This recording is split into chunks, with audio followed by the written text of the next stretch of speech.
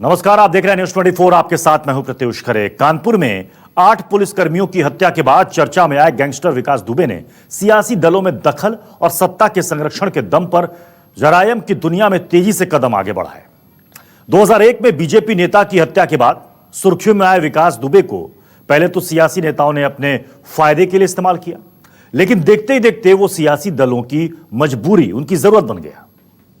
चुनाव आने पर समर्थन लेने के लिए लगभग सभी सियासी दलों के नेता उससे मुलाकात करने लगे।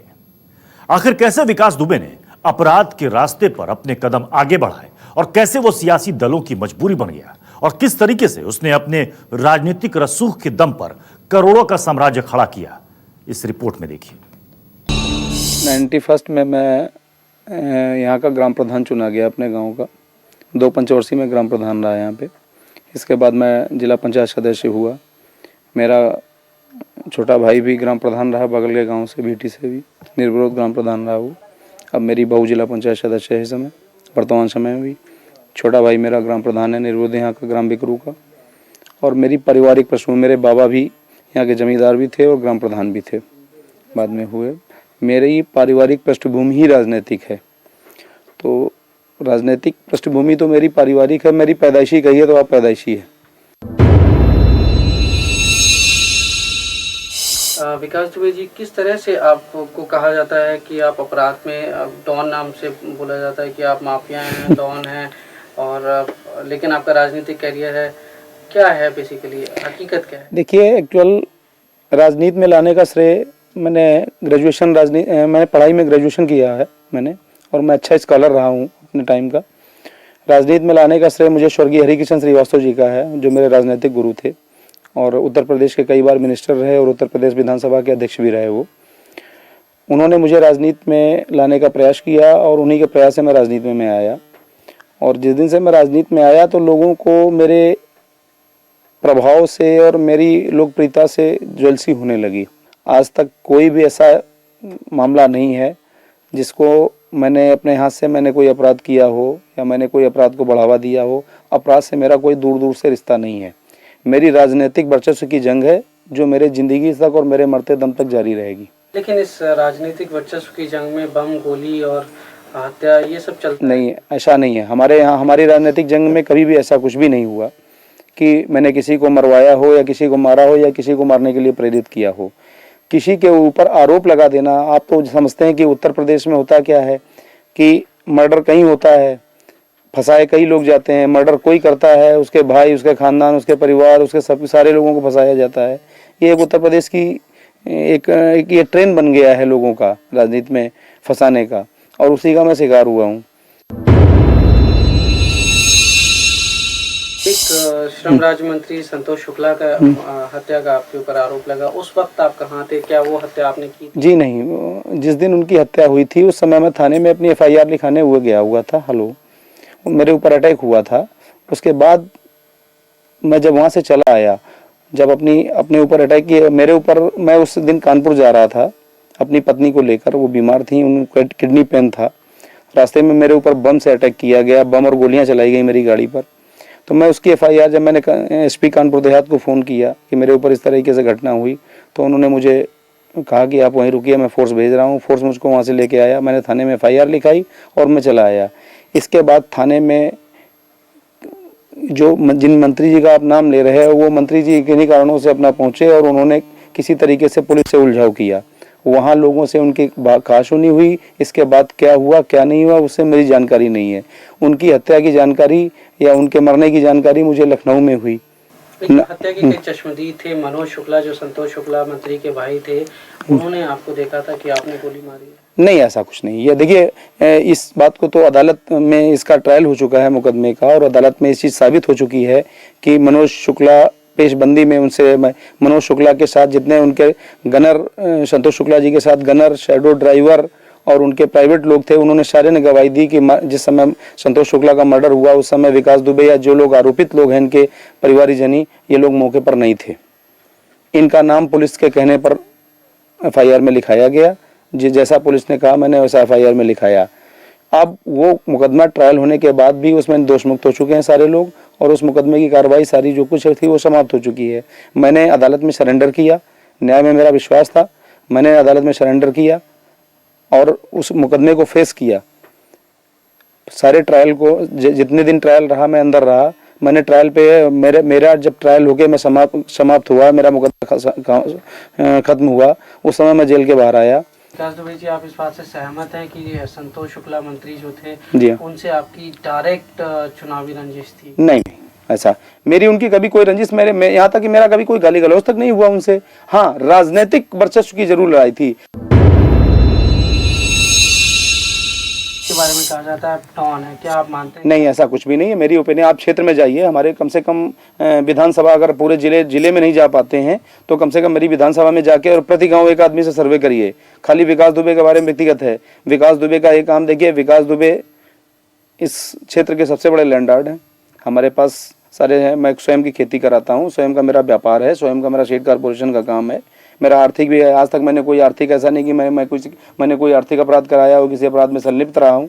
आरोप लगा देने से ही कोई अपराधी उड़ान नहीं हो जाता है। विकास दुबे के वर्चस्व को कम करने के लिए ये सारे मुकदमे फर्जी लगाए गए, जो कि अदालत में सारे खत्म हो चुके हैं। 2-4 मुकदमे भी ट्रायल पर हैं, जिनका मैं फेस कर रहा हूं, और ट्रायल होने के बाद जो भी अदालत निर्णय करेगी उसको मान्य करूंगा। मैं एक चीज जानना चाहता हूँ, छात्र जीवन से लेके अब तक आपके ऊपर कितने मुकदमे लगे गए, कितने में आप भरी हुए, कितने अभी आपके ऊपर चल? मेरे हिसाब से 45 मुकदमे आज तक मेरे ऊपर खिलाफ कायम किए गए। किस तरह के? गैंगस्टर के हैं, गुंडा एक्ट के हैं, पुलिस के। अभी आपने बताया सहारनपुर में साहब भी दिखाया कि साहब वो गैंगस्टर में वहां से वांछित थे, तो चूरन, नशे का चूरन खा रहे थे आप। जो आदमी अपने पूरी लाइफ में जिसने चाय न पी हो, 22 साल से चाय न पीता हो, उस आदमी को नशे का चूरन खाते हुए बता रहे हैं। आप सोच समझ सकते हैं कैसे मुकदमे पुलिस लगाती है, ये पुलिस स्वयं जानती है। तो आपकी जो छात्र राजनीति थी उसमें आपने कभी पार्टिसिपेट किया? क्या आप छात्र राजनीति से जुड़े रहे? नहीं, जब तक मैंने छात्र जीवन रहा तब तक मैं राजनीति में नहीं रहा। छात्र जीवन के बाद मैं राजनीति में आया। छात्र जीवन मेरा बिल्कुल एकदम संयमित था। मैं छात्र जीवन, मैंने जैसे एक छात्र का जीवन होता है वैसे मेरा संयमित जीवन था। अच्छा, ये बताएं, आपके बारे में ये भी कहा जाता है कि छात्र राजनीति में आप चुनाव लड़वाने का काम करते थे। यस, हाँ। क्या है वो? नहीं, मैं चुनाव लड़वाता था, ये बात सही है। चुनाव में अपने कैंडिडेट लड़ाता था, अपने कैंडिडेट को सपोर्ट करता था, चुनाव जिताता था। ये आप मान लीजिए कि हो सकता है ये गॉड गिफ्टेड भी रहा हो मेरे साथ, क्योंकि मुझे राजनीति से छात्र जीवन में ही कुछ मेरे अंदर जर्म्स आ गए थे कि नहीं है, किसी को प्रेसिडेंट बनाना है अपने यार मित्र को, या ये आदमी अच्छा है, इस काबिल है कि इसको प्रेसिडेंट बनाया जाए, इसको महामंत्री बनाया जाए। लेकिन ये भी कहा जाता है कि आप इसी राजनीति से इतने प्रेरित हुए कि आपने संतोष शुक्ला को बीच थाने में इतने सारे लोगों की भीड़ में मारा, जो आप पे आरोप लगे, और आप हाईलाइट होना चाहते थे, इसीलिए आपने ये सब कारनामे किए। ये कहाँ तक सच है? देखिए, ये सब मनगढ़ंत बातें हैं और बेबुनियाद बातें हैं। संतोष शुक्ला की ना तो मैंने हत्या की और ना कभी मैंने उनका हत्या का ख्याल लाया मेरे जीवन में। और मैं भी उनसे, जिन लोगों ने हत्या की है उनसे मैं सहमत नहीं हूँ। किन्हीं लोगों ने भी की हो उनकी हत्या, चूँकि राजनीति में वर्चस्व में इतनी है। लेकिन संतोष शुक्ला की छवि चूँकि हमारे यहाँ अच्छी नहीं थी। संतोष शुक्ला के, विकास दुबे के कोई दुश्मन नहीं थे। संतोष शुक्ला ने जिन 50 लोगों को, हजारों लोगों को यहाँ जबरिया जेल में बंद कराया फर्जी मुकदमे लगवा के, हो सकता है उन्हीं में से कोई उनका इंटेंशन रहा हो। और इवन यहाँ तक मालूम है कि संतोष शुक्ला के परिवार में, खुद संतोष शुक्ला ने 4 मर्डर करा रखे हैं अपने परिवार में। ये शायद आपको जानकारी नहीं होगी, मैं आपको व्यक्तिगत जानकारी बता रहा हूँ। संतोष शुक्ला ने अपने 2 भाइयों और अपने चाचा का मर्डर भी करा रखा है अपने गाँव में। और इनके गाँव के लोग भी इनके विरोधी हैं। वो हमारी विधानसभा के रहने वाले नहीं थे, लेकिन इनके गाँव के, और आज भी उसमें से एक आदमी फरार है। इनकी हत्या के उद्देश्य से फरार हुआ था। रमाकांत शुक्ला जो इनके परिवार का ही है, ग्राम प्रधान था इनके गाँव का, और वो इनकी हत्या के उद्देश्य से कसम खा के ही फरार हुआ था। हो सकता है उसने भी मौके का फायदा उठाया हो। एक चीज और भी है कि जब उनकी हत्या होगी, आप इतने चर्चित हुए, पूरे देश में आपका नाम हुआ, तो उसके बाद आप वसूली का कारोबार करने लगे। आप लोगों को जो है, आज तक कोई ऐसा प्रमाण नहीं है सरकारी तौर पर या लिखित तौर पर भी, ऐसा कोई प्रमाण नहीं है। और विकास दुबे को ऐसी जरूरत भी नहीं है। विकास दुबे को ऊपर वाले ने जो दे रखा है उसमें विकास दुबे संतुष्ट है।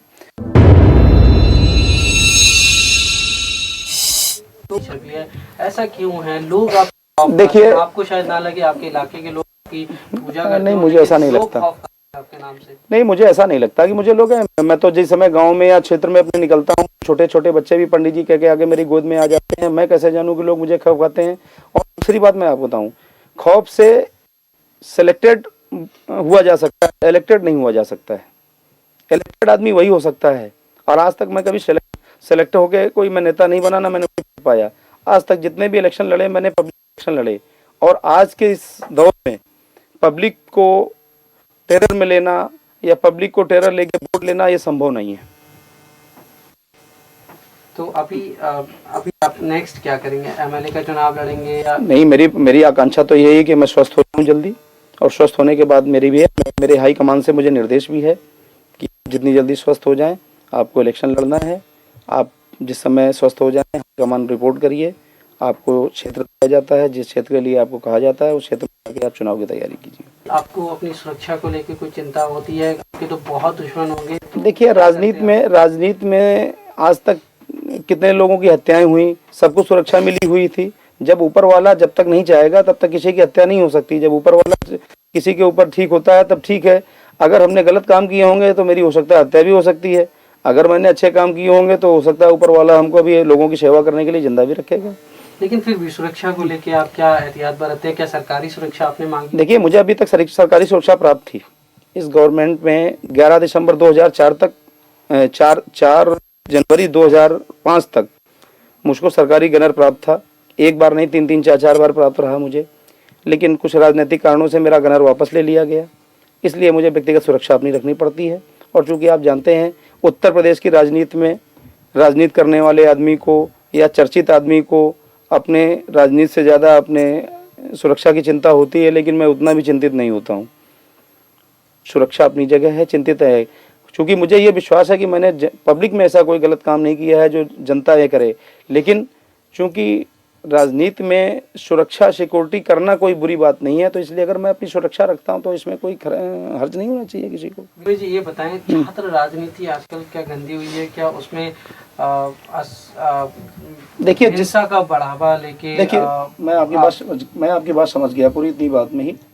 देखिए, जिनको राजनीति में मठाधीश कहा जाता है उन लोगों का सीधा दखल छात्र राजनीति में है, जो अपने उल्लू सीधे करते हैं छात्रों के जरिए से। और ये दखल, मठाधीशों का दखल छात्र राजनीति में कतई नहीं होना चाहिए, इसका मैं विरोधी हूँ। छात्र राजनीति एक प्राथमिक सीढ़ी है और वो बिल्कुल पाक साफ होनी चाहिए। क्योंकि जब बच्चा शुरुआत में बेसिकली पढ़ने जाता है प्रेप या नर्सरी में, जो शिक्षा उस समय उसको प्राप्त होती है वही उसकी आखिरी तक ग्रेजुएशन और पोस्ट ग्रेजुएशन एमटेक बीटेक तक चलती है। अगर किसी आदमी की नींव ही खराब कर दी जाएगी छात्र राजनीति में, अगर मठाधीशों का दखल रहेगा तो छात्र राजनीति कभी भी पाक साफ सुथरी नहीं रहेगी। लेकिन एक मठाधीश मेरे सामने बैठे हैं, उनका भी दखल रहा छात्र राजनीति में। उन्होंने भी अपने कैंडिडेट खड़े किए, उन लोगों को जिताया बाकायदा। जब तक स्टूडेंट था तब तक मैं राजनीति में, छात्र राजनीति में मेरा इंटरेस्ट रहा।